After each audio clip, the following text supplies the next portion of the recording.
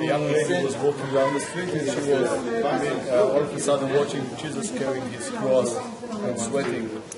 So he took a handkerchief just to wipe his face, and all of a sudden his face appeared on the handkerchief.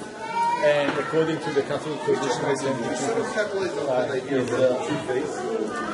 in the Basilica in Rome. And later on, there are quite a few more traditions of different places where you can find this, or at least parts of this handkerchief. And again, what's important is not whether you find a handkerchief nowadays or not, it's more the fact that the people who are telling their story about this station, about station number 6, they wanted to show that the people of Jerusalem were trying to help Jesus and were trying to be part of his sorrow and his suffering. That's basically the main message of this story. It's not a question whether we have the handkerchief or we don't have. And nowadays, it's, for instance, this one is not owned by the Franciscan, it's owned by the Greek Catholic Church. So they have a small chapel up, and there's also a small chapel downstairs, and that's an example for a station that is not mentioned in the Gospel, but a later tradition. And again, the Via Dolorosa, the way of the cross, as we know it today, is something of the last, I would say, 150 years, in terms of the local geography of Jerusalem. And of course, maybe the street was a bit further to the left, further to the right, but the importance is the story and the tradition of the event and not the actual location. Any questions? It's an event that's mentioned in the Gospel, where Jesus was meeting some of the Jerusalemite women and speaking to them. And although it is mentioned in the Bible, you see we don't have any chapel here. So that goes back to the fact that if you can just make room for people to...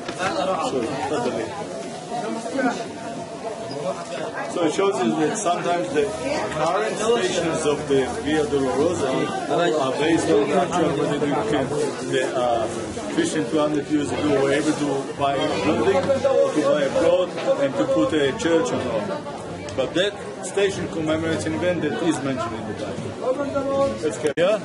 And we're standing right now in front of the entrance to the Church of Holy Sepulchre.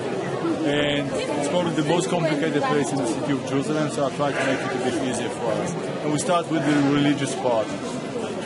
As I mentioned earlier, in the Via Dolorosa, the way of the cross, Jesus was sentenced, and then he went along the way to a place called Golgotha, or Calvary, which is the place where he was crucified. According to the Christian tradition, that place was outside the walls of the city of Jerusalem. The reason I mentioned that, because according to the Jewish tradition, you were not allowed to bury people inside the city of Jerusalem. So if that's the place he was buried, it has to be outside the wall. One other thing to mention here is most of the Christian world see that as the place where Jesus was crucified and buried. However, Anglicans and Lutherans, namely those who belong to the Protestant church, see it in a completely different place. So Jesus was taken here and he was crucified. He was taken off the cross and he was buried. And that all took place on Friday, or the Good Friday. That's the reason why during the Good Friday, when you go to the Catholic Church, you don't have any light there. The candle doesn't have any light, because that's the day where Jesus was crucified. Later on, in the afternoon, he was buried, just close to the place he was crucified. And then on Sunday, the ladies came to visit the tomb. And when they came to visit the tomb, we'll see what happened a little bit later inside. So that's regarding the theological part, or the way it's been described in the Gospel, in the Bible. Now we're going to touch a bit about the historical part. We don't have much evidence and knowledge about the first days of Christianity. What we do know is that in the 4th century, 320, roundabout, Christianity has become the state religion for the Byzantine Empire. And it was Constantine and his mother Helena who were promoting that. And as part of that, Helena traveled to the Holy Land. And she was the first one to build a church here.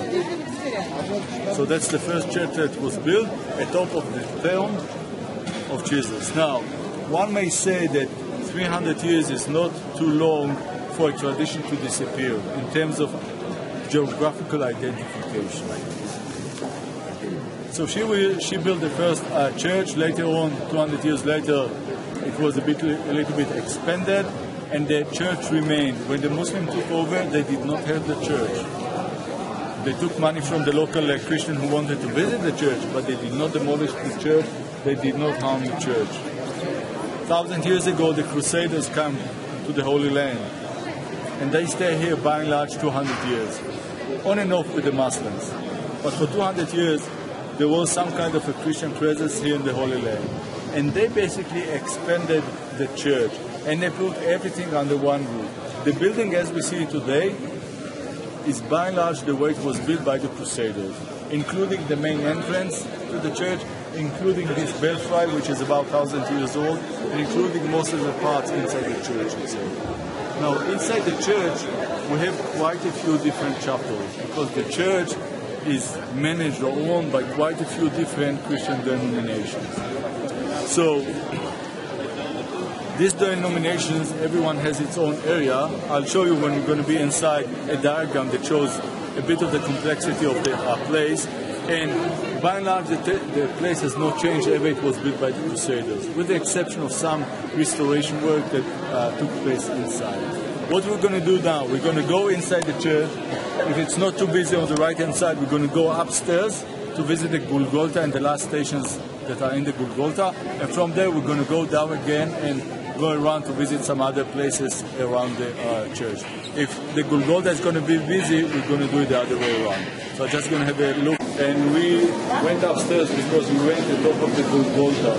Golgotha in Hebrew means skull. But according to the way it's described, there was sort of a place with a big rock here. And on top of this rock, the cross was put and Jesus was crucified. Now I mentioned that we have a few stations here. And the station we have here basically is the 11th station where Jesus was crucified. And you can see the picture just in front of us that shows as he is being nailed onto the cross. Now all the decorations we have here are fairly new. They were done about 80 years ago. And this part belongs to the Catholic world. When you move across the pillar here, you're already getting yourself into the Greek Orthodox part, which is station number 12, the place where the cross stood. And that's the reason why you usually have a long queue here, because people are just waiting to touch the stone or the rock, where according to the tradition, the cross actually stood.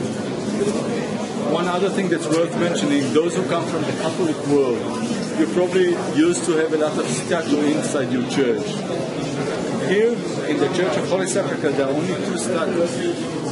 It's way more Greek Orthodox atmosphere here than Catholic. And anybody from Portugal here? No, okay. So, if you just look there, you see there's a statue of Mary inside this glass window. That's one of the stations that commemorates the taking Jesus off the cross. So it's station number 13. And that's one of... What? Because this statue was donated by the Portuguese people about 100 and something years ago.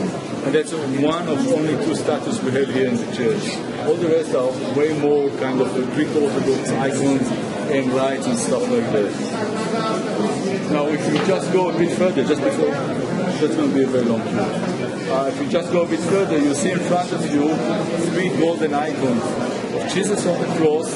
On his left, his mother Mary, and on his right, his disciple John. Not John the Baptist, his disciple John.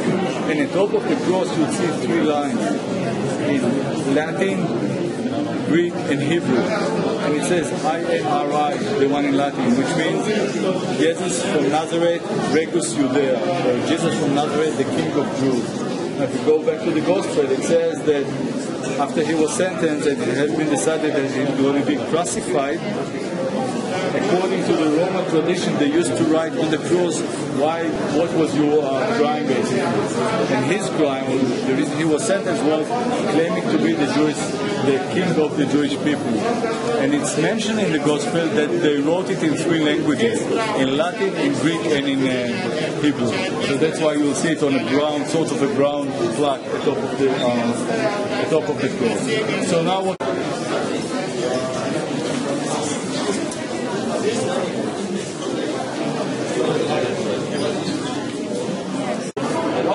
shows the last event of Jesus. So here we see him being taken off the cross. Here he was put on a stone and prepared. His body was prepared for being buried, or as we call it, the annotation stone, which is just the stone behind us. And primarily for Christian, for Orthodox Christian, that's a very important place, because many times they would just bring the souvenirs they buy here and they will rub it on the stone before they go back home, sort of to bring the holiness of Jerusalem with them back home. And then the last scene on this picture shows Jesus being buried or being put into the tomb. Now, one thing to mention regarding this picture, two things. First of all, we have here the skull. And wherever you go to a Christian church, or you see the picture of Jesus being on the cross, you see the skull underneath the robe. The reason being that, and it's more a tradition than something that's written in the Bible, Adam was the first human being, but he was also the first sinner, because he was told by God not to eat from the apple, and they ate. Both he and Eve ate from the apple. And ever since, his soul didn't find a place to rest. It was only after Jesus was crucified that the drops of blood that went down from Jesus dropped on the skull of Adam and sort of released his soul to go to heaven. So that's why the chapel that's underneath the Golgotha is called the Adam Chapel. That's why you have the skull everywhere you have this picture. And again, Golgotha in Hebrew means skull. So